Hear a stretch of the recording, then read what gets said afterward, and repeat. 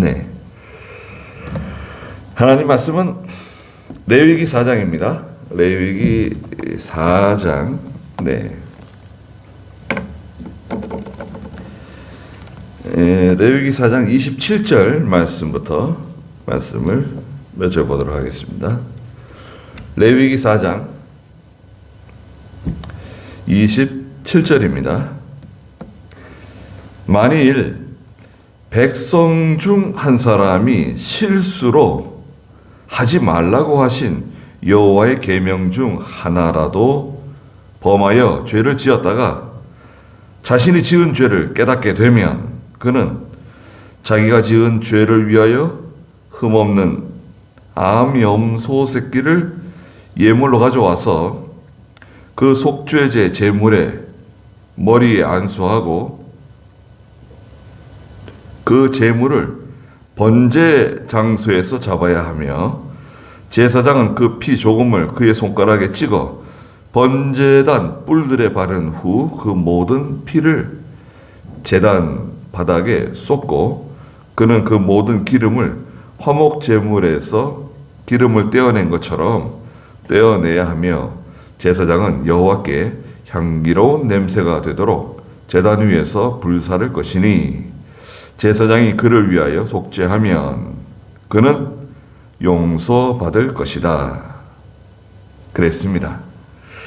예, 4장은 그 전체적인 내용이 속죄제에 관한 내용이죠. 속죄제는 속자를 빼고 죄제라고도 말합니다. 죄제. 어쩌면 죄제라고 하는 게 뭐 더 정확할지도 몰라요. 이것은 이제 하나님과 이제 나와의 관계예요. 하나님 앞에서 죄를 지었을 때 그 죄의 문제를 해결받는 방법이거든요. 오늘날 우리는 예수 그리스도의 십자가 부활을 믿기만 하면, 그죠? 이게 중요합니다. 우리는 속죄제 지내지 않아요. 우리 속죄제 이미 다 지냈어요. 언제 지냈냐? 예수 믿을 때 번제, 속죄제, 소제, 화목제, 속건제 다 통과한 겁니다. 다 한 거예요. 그래서 이제는 우리는 예수님의 십자가와 부활을 믿기만 하면 완전히 죄의 문제하고는 죄로부터는 해방된 거예요. 죄의 짐이 제일 무거운 짐입니다. 두 가지 짐이 있다 그랬죠. 두 가지 무거운 짐은 뭐라 그랬죠? 첫째는 죄의 짐이고, 두 번째는 뭔가요? 바로 사망이죠. 사망. 죽음의 문제. 그 십자가 하면 죄 용서 받는 거죠. 예수님의 십자가에 흘리신 보배로운 피로써 우리의 죄를 다 씻어주시는 것을 내가 믿습니다. 십자가와 부활을 믿습니다. 부활은 예수님이 부활하신 것과 같이 나도 이 사망의 어둠의 죽음의 마귀의 권세에서 해방되어서 부활해서 영생할 것을 믿습니다. 그래서 십자가 부활입니다. 십자가 부활을 다른 말로 뭐라 그러죠? 복음이죠. 복음. 예수 그리스도는 구세주이며 복음이시죠. 복음은 십자가 부활이다. 그래서 이제 속죄제가 있는데, 속죄제는 이제 그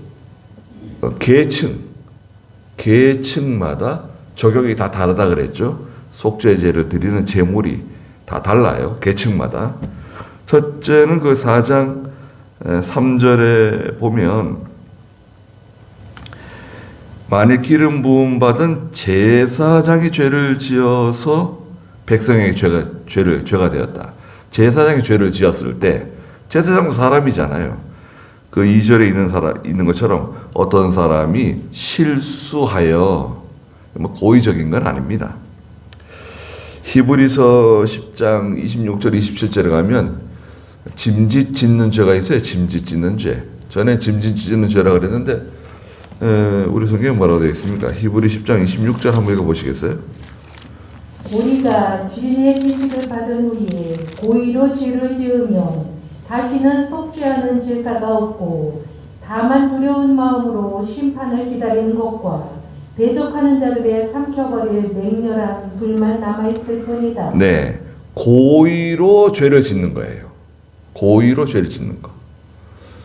고의로 죄를 짓는 것은 여러분 생각해 보세요. 자녀가 아버지 어머니가 싫어하는 줄 알면서 일부러 아버지 어머니가 싫어하는 일을 한다. 그건 뭔가요? 고의죠. 고의. 의도적으로 일부러 하는 거예요. 이건 뭔가요? 아버지 어머니가 느끼기에는 어떻게 느끼죠? 이게 반항하는 거죠. 아버지 어머니를 배신하는 거죠. 말하자면. 예, 은혜를 이 반대로 갚는 거예요. 배신으로 갚는 거예요. 배신이고 이거는 반역과 같은 거죠. 고의적으로 마음을 아프게 하는 거예요. 하나님 앞에서 이것이 죄라는 것을 분명히 알면서도 일부러 고의적인 그 죄를 짓는 거죠. 이게 죄를 지으면요, 죄의 네 가지 특징이 있다 그랬죠. 죄의 네 가지 특징은 뭔가요? 제가 말씀드린 게 말하겠습니다. 첫째는 뭔가요? 죄는 부패, 썩게 만드는 거죠. 오염시키고 썩게 만든다. 두 번째, 죄는 빨리 퍼져요. 적은 누룩이 온 덩어리를 썩게 한다. 빨리 퍼져 오염시키죠. 빨리 퍼져서 오염시켜요. 세 번째, 죄는 이 관성의 법칙이 작용한다. 관성의 법칙. 뭐냐면 계속 죄를 짓다가 계속 그런 나쁜 죄를 짓는 습관을 계속 하던 사람이 어느 날 갑자기 예수 믿었다고 은혜 받았다고 죄를 딱 끊는 게 거의 불가능해요. 잠깐 죄를 끊을 수는 있는데 좀 지나면 좀 자꾸 멈춘 줄 알았는데 자꾸 또 움직여요. 가는 거예요. 기차가 말이죠. 달리다가 갑자기 탁 설 수 있나요? 기차가 막 달리다가 브레이크 딱 밟으면 그 자리에 그냥 탁 기차가 멈출 수 있는가요? 그러면 막 기차가 막 난리 날 겁니다. 막 다 뒤집어지고 난리가 날 거예요. 관성의 법칙은 쭉 해오던 게 브레이크를 잡아도 끼 하고 막 100m, 2m, 200m 막 계속 가는 거예요. 한참 가다가 결국에 멈추게 되는 거죠. 관성의 법칙이 작용해요. 그 예수 믿어도 예수 믿지 않을 때 그 못된 그 나쁜 그런 행위를 습관을 빨리 고치는 게 쉽지 않아요. 물론 은혜 받으면 정말 은혜 받으면 끊을 수도 있습니다. 참 하나님의 특별한 은혜고 보통은 그게 잘 안 됩니다. 잘 안 돼요. 심지어는 예수 오래 믿고 직분을 받고 그래도 이게 잘 끊어지지 않는 죄들이 있습니다. 마지막으로 죄의 네 번째 특징은 뭐냐? 부유하는 성질이 있다. 부유하는 성질. 땅 속에다 꼭꼭 묻어놨어도 물 속에다가 이것저것 달아가지고 바위를 매달아서 집어 던져놨어도 나 여기 있다 하고 이제 드러날 때가 온다 이거예요. 올라와요 이게. 아파트 개발하면서 드러나든지 저수지 밑바닥이 다 말라가지고 드러나든지 다 드러날 때가 온다 이거예요. 나 여기 있다 하고 죄가 드러날 때가 온다 이거예요. 죄는 그런 성격이 가지고. 그래서 하나님께서 우리도 다 죄가 있잖아요. 죄가 없는 사람은 아무도 없습니다. 죄가 다 있는데 하나님께서 다 이렇게 묵인하시고 또 용서해 주시고 덮어주신 거예요. 저도 여기 앞에 우리 윤권사님 화단 저기 잘 만들어 놓으셨는데 그 나무 좀 하나 심어 좀 옮기려고 가봤더니 아니 샌드위치 판넬이 이렇게 박혀 있더라고요, 땅속에. 아, 이거 하나님이 샌드위치 판넬이 다 뽑아버리라 그러시는가 보다. 그래가지고 곡괭이하고 차에다가 막 묶어가지고 캐내려 그러는데 어우 안 나오더라고요. 근데 이렇게 들춰봤더니 그 샌드위치 판넬 그 밑에 온갖 또 잡동사니를 또 다 집어넣어놨더라고요. 야, 이거 끄집어냈다가는 일 더 커지겠다. 다시 덮어놨습니다. 예. 겉으로는 별 드러나지 않는데요. 죄가 다 있습니다. 하나님이 우리의 그 부끄러운 과거 또 현재도 우리의 그 부족한 점이 다 드러나게 하신다 그러면 참 쥐구멍이라도 있으면 쑥고 싶을 거예요. 우리는 다 그런 연약하고 부족한 사람들입니다. 그 제사장도 마찬가지예요. 제사장도 사람이기 때문에 죄를 지을 수 있잖아요. 만약에 제사장이 죄를 지으면 흠없는 숫송아지를 하나님께 가져와서 하나님께 드려라. 그 다음에 두 번째 누굽니까? 13절에 이스라엘 전체, 이스라엘 백성 온 회중이 부지 중에 하나님께 죄를 지으면 뭐 가져오라 그랬습니까?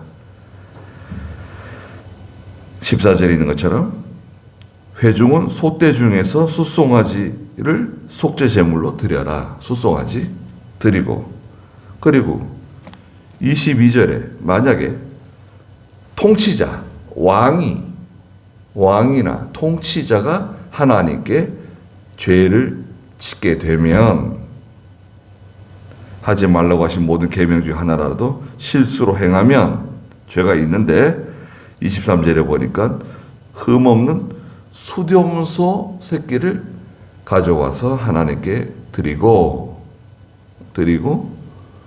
그 다음에 나머지는 제사장이 거룩한 곳에서 먹는 거예요.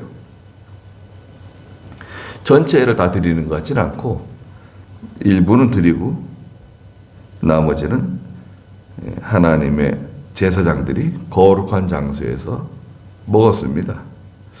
6장 25절 한번 볼까요? 6장 25절 26절 한번 읽어보시겠어요? 24절부터 한번 읽어보세요.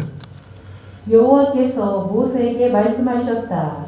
아론과 그 자손에게 말하여 이르노라. 속죄제의 법은 이러하다. 네, 속죄죄 제사를 드리잖아요. 그러면요. 속죄 제물은 지극히 거룩하니 여호와 앞 번제물 잡는 곳에서 잡고 속죄제를 드리는 제사장은 그것을 먹되 회막들 거룩한 곳에서 먹어야 한다. 네. 그래서 이제 일부는 하나님께 제물로 이제 드리고 나머지는 제사장들이 거룩한 장소에서 그 속죄제 그 고기를 먹을 수 있다. 나눠서 이렇게 먹을 수 있다. 그 다음에 이제 오늘 27절에서는 일반 백성이에요. 일반 백성. 일반 백성이 하나님께 죄를 지었어요. 27절에 보시면 만일 백성 중 한 사람이 실수, 고의는 아니죠. 실수로 하지 말라고 하신 여호와의 계명 중 하나라도 범하여 죄를 지었다면, 얼마든지 그럴 수 있죠. 일반 백성이 하나님 앞에 그만 실수해가지고 하나님의 계명 중에 하나를 범해가지고 죄를 지었다면 28절에 자신이 지은 죄를 깨닫게 되면 내가 죄를 지었구나. 그러면 그는 자기가 지은 죄를 위하여 흠없는 암염소 새끼를 예물로 가져오라는 거예요. 이 속죄제는 순염소, 암염소, 숫송아지, 암송아지 이렇게 특별히 구별을 주시진 않았습니다. 물론 숫송아지를 드리는 건 숫송아지를 드려야 되고 암염소 새끼를 드리면 암염소 새끼를 드려야 되고, 여기서는 뭐라 그랬습니까? 암염소 새끼 하나님께 가져와서 예물을 드려라. 29절에 보면 그 속죄제 제물의 머리에 안수하고 그 제물을 번제 장소에서 잡아야 하며 제사장은 그 피 조금을 그의 손가락에 찍어 번제단 뿔들에 바른 후에 그 모든 피를 제단 바닥에 쏟아라 그랬습니다. 그래서 이제 그 짐승을 죽이는 사람은 누구죠? 짐승을 죽이는 사람은 죄를 지은 사람이 죽이는 거예요. 이스라엘 백성 전체의 그 속죄제는 대표가 칼을 들고 그 짐승을 죽이는데, 그 대표는 누굽니까? 제사장이라 그랬죠. 이스라엘 전체는 13절, 14절에 가면은 제사장, 16절에 보면 기름 부음 받은 제사장이 그 숫송아지 잡는 거예요. 그래서 이제 그 대표자가 잡고, 개인이 죄를 지으면 그 사람 개인이 그 흠없는 암염소 새끼를 잡는 겁니다. 암염소 새끼는 뭐 크지 않잖아요. 크지 않죠. 염소 새끼 뭐 저기 많이 다니잖아요. 근데 이제 양이 아니고 염소니까요. 염소는 보통 뿔이 있죠. 뿔이 있고, 우리나라는 뭐 흰 양보다는 흑염소 주로 많이 키우죠. 흑염소가 그 생존력이 대단하잖아요. 생존력이 뭐 대단합니다. 그 뭐 이렇게 섬에 가서 보면 흑염소 새끼들 암수 몇 쌍 이렇게 풀어놓으면요, 섬이니까 가지 못하니까요, 풀어놔요. 동네 사람들이 돈 모아가지고 뭐 서너 쌍 이렇게 사다가 풀어놓으면 1년 동안 이것들이 막 섬에 다니면서 그 뭐 다 뜯어먹고 저기 나무 껍질 같은 것도 막 베껴먹고 그러잖아요. 그래가지고 새끼들을 많이 넣고 수십 마리가 돼요. 그럼 1년에 한 번씩 그 잡아먹는 거예요. 잡아먹기도 하고 팔기도 하고. 섬들이 그러더라고요, 보니까요. 참 그런 걸 봤어요. 그래서 왜 섬에 이렇게 흑염소가 많냐 그랬더니, 이 섬에서 동네 사람들이 돈 내가지고 키우는 거라 그러더라고요. 그 새끼들도 보면은 따라다니잖아요. 새끼들 어미 따라다니고 크지 않고. 그러니까 이제 그 일반 백성의 그 맞추신 거예요. 이제 가난한 사람도 있고 형편이 넉넉하지 않은 사람도 있기 때문에 거기에 맞춰서 순염소보다는 암염소가 좀 싼데 암염소 새끼를 이제 하나님께 드리는 거예요. 예물을 가져오는데 그 머리에다가 안수하고 내 죄가 이 염소에게 다 전가된다. 하나님께서 용서해 주십시오 하고 그 염소 새끼를 잡고, 그 다음에 번제물 잡는 것과 똑같은 방식으로 화목제 드리는 것과 똑같은 방식으로 이제 짐승을 잡는 겁니다. 피는 이제 피 조금을 가져다가 제단 뿔에다가 발라요. 뿔에 대해서 제가 설명을 안 드렸는데요. 뿔은 권세입니다. 권세. 뿔은 권세를 상징하죠. 요한계시록에도 뭐 뿔이 10뿔 달린 짐승 뿔들이 나오는데, 뿔은 권세를 상징합니다. 무슨 권세냐? 왜 그 뿔에다 제단 뿔이 있는데, 금으로 만든 제단 뿔이거든요. 제단 뿔에다 피를 조금 바르는데, 그 뿔은 권세를 상징하는데, 장차 그리스도께서 오셔서 죄를 용서하시는 권세. 첫째는 죄를 용서하시는 권세, 구속에 관한 권세. 그리고 하나님께 상달. 이게 하나님께 상달되는 권세를 상징합니다. 모든 것이 하나님께 예수 그리스도를 통해서 하나님께 상달되길 바랍니다. 이런 뜻을 가지고 있어요. 권세를 상징한다. 뿔들에다가 피를 바르고 나머지 모든 피는 그 제단 밑에 흙에다가 부어서 이제 땅에 흡수되도록 부으라는 거예요. 31절에 그는 그 모든 기름을 화목제물에서 기름을 떼어낸 것처럼 떼어내야 하며, 기름은 뭘 상징한다 그랬죠? 기름은 성령의 역사다. 또 힘과 정성과 모든 것을 다 하나님께 드리는 희생을 상징한다. 우리 몸에도 이제 기름, 이 지방이 우리 몸에서 힘을 내잖아요. 우리 사람 있잖아요. 우리 사람 몸도 완전히 기계입니다. 정말. 네. 우리 사람 몸이 다 기계예요. 네. 짐승도 뭐 다 마찬가지죠, 사실은. 이게 뭐 힘줄이 있고 살이 있고 혈관, 모세혈관 피가 돌고 또 피부가 덮여 있지만 기계하고 똑같아요. 그래서 이제 무리하게 되면 젊었을 때 고생을 많이 하고 힘들게 일하고 이러면 나이가 들면 나는 그럴 것 같지 않다고 생각했는데 이제 아프죠.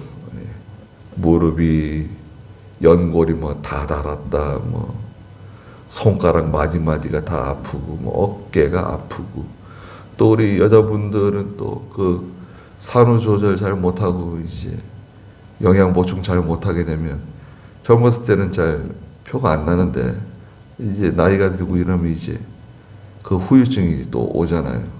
뭐 허리가 아프고 뭐 등이 아프고 뭐 어깨가 아프고 막 그러잖아요. 예. 그 우리 몸이 기계하고 똑같아요. 네. 아무리 좋은 기계라도 계속 돌리면 어떻게 됩니까? 부속을 갈아 껴야 돼요. 수리를 해야 된다고요. 병원에 다니면서 약 먹고 치료받고 이렇게 수리를 하다가 하다 안 되면 그 다음에 어떻게 하는 거예요? 갈아 낄 수 있으면 막 갈아 끼기도 하고 말이죠. 막 수술 받고 막 째고 막 긁어내고 새로 끼워 넣고 막 그러잖아요. 근데 이제 심장 같은 경우에는 심장은 인공심장이 있어가지고 갈아 끼기도 하죠. 인공심장 배터리 꽂아가지고 2년이나 뭐 4년에 한 번씩 갈아 끼고. 근데 이제 간이 문제가 되거나 콩팥에 문제가 신장에 문제가 생기거나 그러면 좀 힘들죠. 또 간 안쪽에 있는 췌장 같은 거. 췌장이 뭐 그렇게 크지 않은데 우리 손바닥 여러분 사람 자기 손바닥 한 절반 정도 췌장이 그 간 밑에 이렇게 감춰져 있어서 잘 드러나지 않은데 췌장이 망가지면 당뇨가 와요. 췌장이 우리 몸에 이 당을 조절해 주는 기능을 하거든요. 당 조절 기능 간 밑에 췌장이 하는데 당이 생겼다든지 이제 그러면 췌장에 문제가 생긴 거예요. 췌장에 문제가 생기면 바로 이제 간에 영향을 주는 거죠. 간에 영향을 받고 간이 이제 계속 힘들어하다가 간 경화가 올 수도 있고 간염이 올 수도 있고 뭐 간에 문제가 생기는 거죠. 간에 문제가 생기면 또 이게 해독 작용이 잘 안 되니까 또 다른 데 또 문제가 생기고 이렇게 해서 이제 합병증이 막 생기는 거죠. 간, 심장, 콩팥 이게 뭐 다 연결돼 가지고요, 그죠? 이게 우리 몸이 다 기계입니다. 그리고 뇌에서 이렇게 제가 이렇게 움직이잖아요, 이렇게요. 손가락이 움직이고 팔이 움직이고 눈이 깜빡깜빡거리고 이렇게 말하는 모든 이 동작 하나 하나를 뇌가 조정하잖아요. 그 센서인데 다 지금 컴퓨터에 반도체 칩 같이 계속 전기를 보내는 거예요. 전기 신호로 움직이는 겁니다. 우리 사람 몸이. 여러분, 이게 전기 신호로 움직이는 거예요. 이 근육 모든 게. 그러니까 기계죠, 기계. 예. 우리 몸에, 사람 몸에 전기가 흘러요. 그래서 이런 전구 같은 거 손으로 직접 만지지 말라는 거 아니에요. 수명이 줄어든다고. 전구가. 예. 우리 몸이 전기가 흐르기 때문에 예. 전기가 흐릅니다. 전기가 끊어지면 어떻게 되죠? 우리 몸에 여러분, 제가 여기 있는데 제 몸에 흐르는 전기가 끊어졌다. 말하면 변전소, 발전기 나가면 어떻게 됩니까? 죽는 겁니다. 전기가 끊어지면요, 심장 기능이 멈추고 뇌 기능이 멈추고 간 기능이 다, 전기가 안 들어가니까요, 다 멈추는 거예요. 정지. 그럼 죽는 거예요. 우리는 어쩔 수 없이 이렇게 연약하기 때문에요. 인정해야 됩니다. 다른 사람이 이제 잘못하는 것에 대해서 진리 문제가 아니면, 여러분, 제가 자꾸 말씀드리잖아요. 그 진리 문제가 아니면 봐줄 건 봐주라 이거죠. 봐줄 건 봐주고 용납할 건 용납하고 회개하고 돌아서면 또 용서해주고, 예. 그렇게 해야 됩니다. 그래서 그 사람이 잘못했다고 해서 너무 비난할 것도 없어요. 왜냐하면 나도 똑같은 죄를 지는 사람이기 때문에 다른 사람이 뭐 좀 잘못한다고 해가지고 막 그냥 비난하고 막 정죄하고 그렇게까지 할 필요는 없어요. 그러나 이제 회개하면 다 용서해주고 그렇게 해야 됩니다. 풀어야 돼요. 그 개인이 이제 죄를 지었을 때 하나님께 이런 제물을 드리라는 거죠. 그러면 제사장이 그 사람을 위해서 기도해주고 그는 용서받는다는 거예요. 제사장의 역할이 중요합니다. 제사장이 용서해줘야 돼요. 왜냐하면 구약시대 때는 제사장을 통해서 용서받는 거예요. 제사장이 중요한 사람이죠. 제사장이 하나님은 아니지만 하나님의 대리대사의 역할을 하는 거예요. 제사장의 역할이 중요했습니다. 그래서 이렇게 처음에는 제사장이 죄를 지었을 때, 두 번째는 이스라엘 백성 전체가 죄를 지었을 때, 그 다음에 통치자가 죄를 지었을 때, 혹은 개인이, 하나님의 백성 개인이 죄를 지었을 때 각각 그 제물이 조금씩 달랐어요. 그런데 이제 개인이 드릴 수 있는 것은 뭔가요? 암염소 새끼잖아요. 어린 암염소를 하나님께 드리는데 거기에도 미치지 못한다. 가난해가지고 힘이 거기에도 미치지 못하면 하나님께서 32절에 만일 그가 그 속죄제를 위한 예물로 어린 양을 가져오려면 흠 없는 암컷을 가져오라는 거예요. 암염소를 드리지 못하고 어린 양으로 대신 드리겠다. 좋다. 그럼 어린 양으로 드릴 사람은 어린 양으로 드려도 좋다. 그러면은 흠 없는 암컷을 데려와서 하나님께 제물로 드려라. 그런데 그 암양에도 미치지 못하면 어떻게 하냐? 그러면 이제 또 34절에 제사장은 그 속죄 제물의 피를 손가락으로 조금 찍어 번제단의 뿔들에 바른 뒤 그 모든 피는 제단에 쏟고 35절에 화목제 희생 제물에서 어린 양의 기름을 떼어내야 하며 제사장은 그것을 제단 위 여호와의 화제물 위에서 불살라야 한다. 이같이 제사장이 그가 범한 죄에 대하여 그를 위해 속죄하면 그가 용서받는다.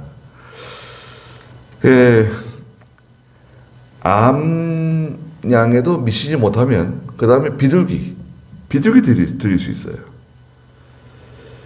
비둘기는 어디 나왔나요? 제가 어디 또 여기 5장 7절 한번 읽어보시겠어요? 5장 7절.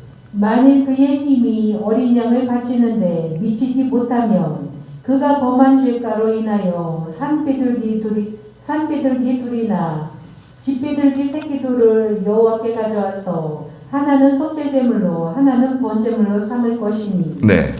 그래서 하나님께서는 가난한 사람도, 아주 가난한 사람도 극빈자죠. 극빈자라 할지라도 하나님께 나올 수 있는 그 길을 이렇게 열어두신 거예요.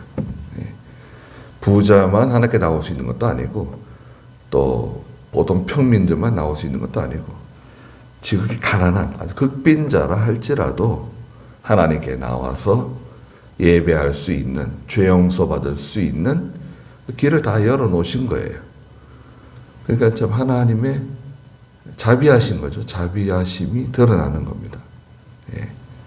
그래서 이제 그 마땅히 숫송아지를 가지고 하나님께 드릴 사람은 숫송아지 드려야 되고, 그 다음에 암염소로 드릴 사람은 암염소로 드려야 되고, 그 다음에 거기 미치지 못하는 사람은 암양으로 드리고, 암양에도 미치지 못하면 비둘기로 하나님께 제물로 드리라는 거예요. 비둘기 2마리를 가지고 와서 하나는 속죄 제물로, 하나는 번제물로 하나님께 드려라. 그래서 죄의 문제를 용서받으라는 거예요.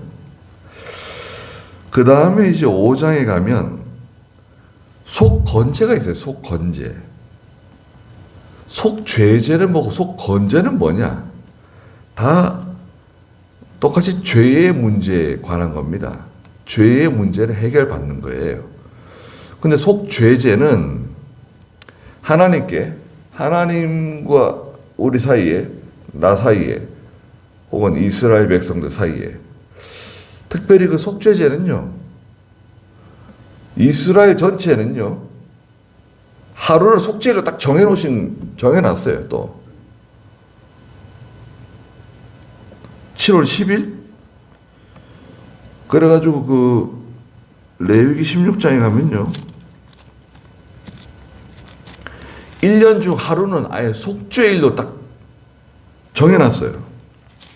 그래서 이스라엘 전체가 그 속죄일에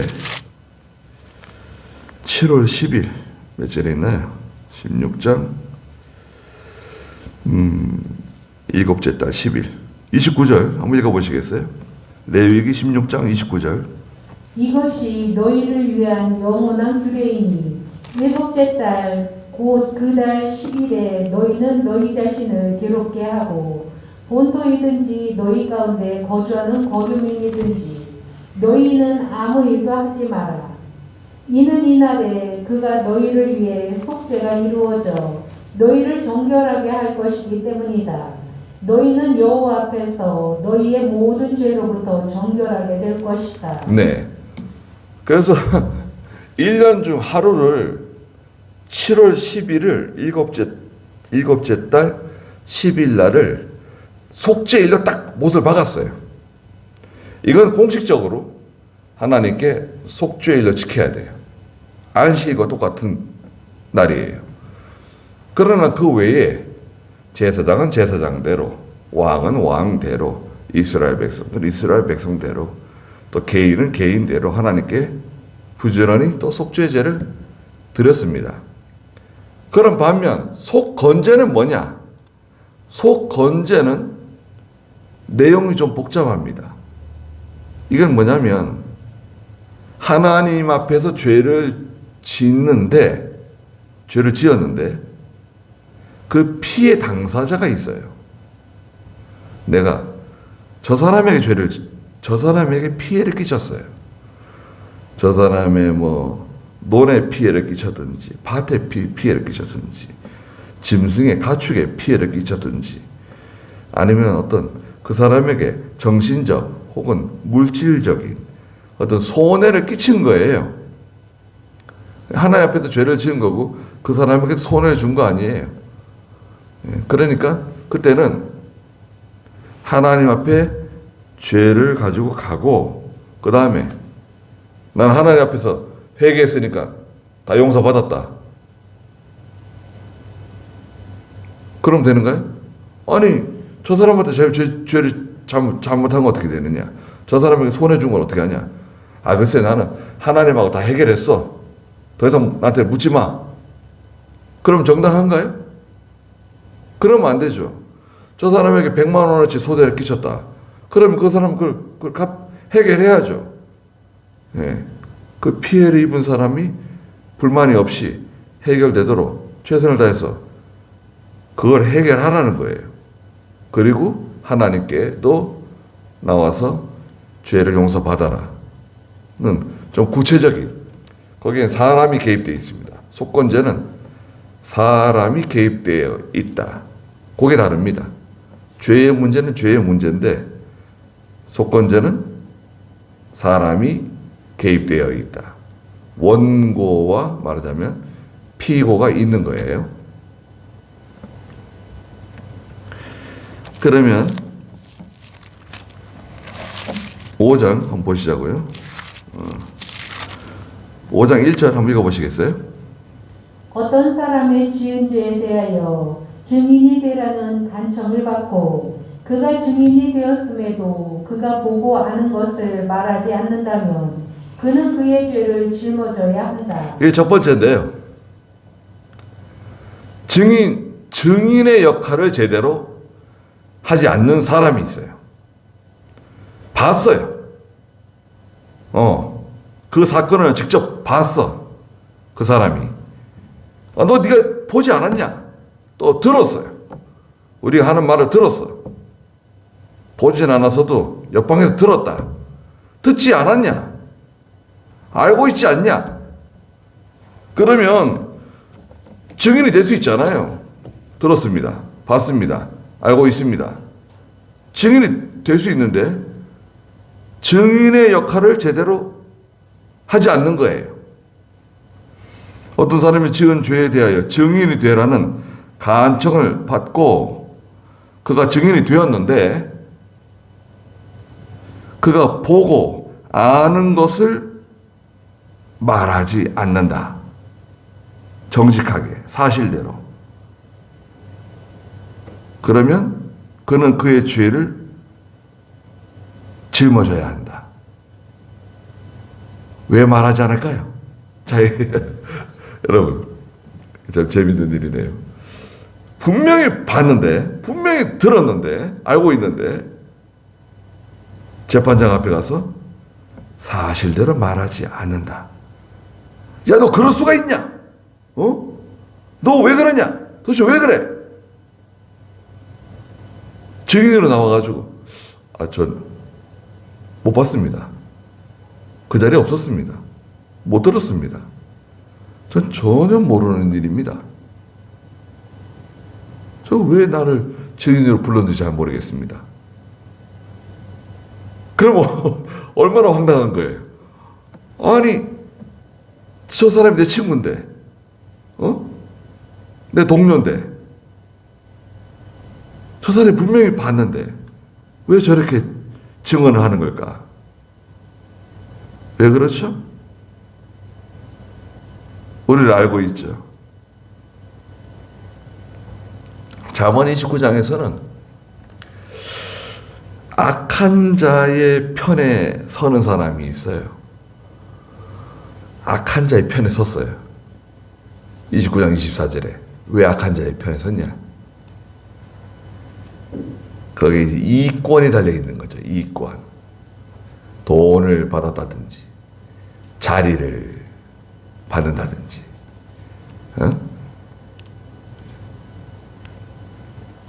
거기 뭔가 이권이 달려있는 거죠. 아들이 걸려있는지 딸이 걸려있는지 직장이 걸려있든지 뭐. 이것을 성경에서는 잠언 29장 24절에서는 도적과 짝을 하는 것 같다고 말씀하셨어요. 거기 읽어보실까요? 잠언 29장 24절. 도둑과 착하는 자는 자기 목숨을 미워하는 자니 자기를 저주하는 소리를 들어도 진술하지 않는다. 그렇죠. 바른 진술을 안 하는 거예요. 왜? 도적과 짝을 했거든요. 도적과 짝짝 원했어요.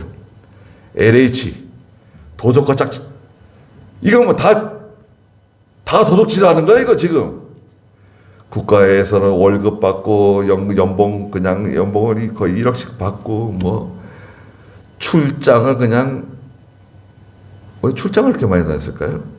뭐 이렇게 분주하고 바쁜 일이 많아가지고 그렇게 출장을 얼마나 많이 다니고 그냥 그것 다 출장비 다 그냥 몇만 원부터 시작 몇십만 원씩 막 쓰고 그냥 거기 식구들도 다 데려가고 뭐 아유 야 그거 참 완전히 그런 이건 진흙탕이 아니에요. 완전히 그냥